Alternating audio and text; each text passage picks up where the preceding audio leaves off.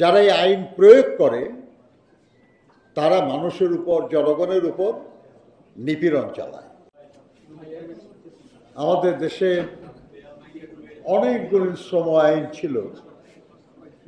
2006 সালে সব আইন একত্র করে লেবার কোড বা শ্রম কোড বলে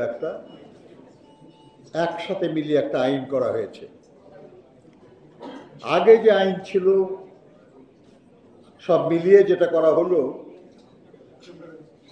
আপনি যদি পাঠ করেন মনে হবে মোটামুটি ভালোই আছে, কিন্তু যদি তার বাস্তবায়ন দেখেন তাহলে খুব কষ্ট পাবেন। শ্রম আইনে বলা আছে যে সব শ্রমিককে নিয়োগপত্র দিতে হবে। আপনারা সবাই জানেন যে বাংলাদেশে যত শ্রমজীবী মানুষ আছে তার শতকরা 20-25 ভাগ মানুষও নিয়োগপত্র পায় না। তাদের সুনির্দিষ্ট চাকরি শর্তাবলী নেই, তাদের ওল্ড এজ বেনিফিট নেই, তাদের ছুটি, তাদের অন্যান্য সুবিধা নেই যা শ্রম আইনে লেখা আছে। আমাদের দেশে কৃষি শ্রমিকদের জন্য একটা ন্যূনতম মজুরি আছে, কিন্তু কে কোথায় দেখতে যায় যে কোথায় কোন কৃষি শ্রমিককে আসলেই কত টাকা মজুরি দেওয়া হচ্ছে। কম দেওয়া হলে তার জন্য যে কম দেয় তার বিরুদ্ধে অভিযোগ জানানো বা শাস্তি দেওয়ার কোনো মেকানিজম নাই। এখানেও যে নতুন বিধান, সেখানে কাগজে চমৎকারভাবে লেখা আছে যে একই বিধানে অতীতে যারা শাস্তি পেয়েছিলেন তারা মুক্তি পাবেন, তাদের শাস্তি বাতিল হবে, তারা বন্দী থাকলে মুক্ত হয়ে যাবেন। কিন্তু ঘুরে ফিরে ওই একই বিধান আর এক জায়গায় আইনে সন্নিবেশিত করা হয়েছে, যাতে করে এখন আবার ওই একই অভিযোগে গ্রেফতার করা যাবে, শাস্তি দেওয়া যাবে। এর চেয়ে বড় অযৌক্তিক বিষয় আর কি হতে পারে?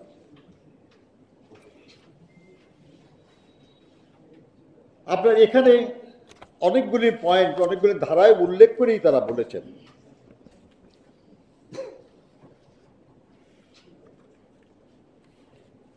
এখানে কতগুলি আইনের বিষয়ে বলা হয়েছে যে আইনগুলি অস্পষ্ট, বিধানে অস্পষ্টতা আছে, আর এই অস্পষ্টতার সুযোগে যারা এই আইন প্রয়োগ করে তারা মানুষের উপর, জনগণের উপর নিপীড়ন চালায়। 1 নম্বর, যেসব আইনে শাস্তিপ্রাপ্তরা মুক্ত হলেন ওই ধরনের কোনো বিধান নতুন আইন থেকে বাদ দিয়ে দেওয়া উচিত। এই দাবি যুক্তিসঙ্গত।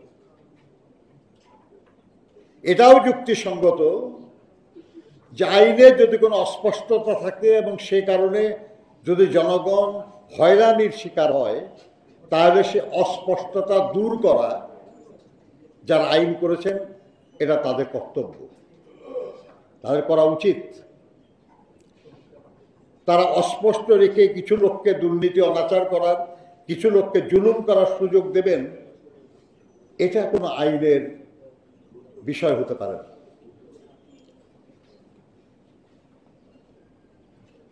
সঙ্গতভাবেই আমাদের সহকর্মীরা এখানে বলেছেন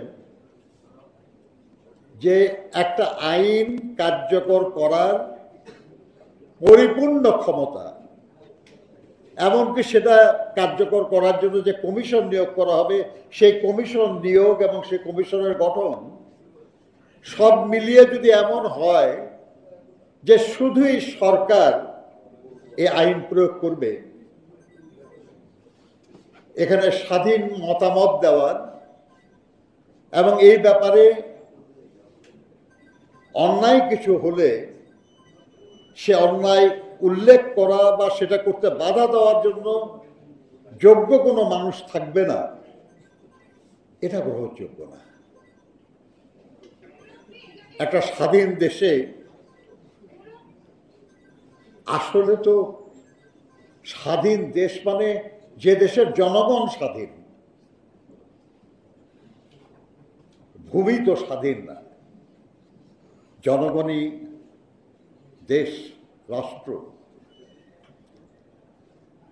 সেই জনগণ যাতে সুবিচার পায়, যাতে তাদের উপর কেউ নিপীড়ন না করে,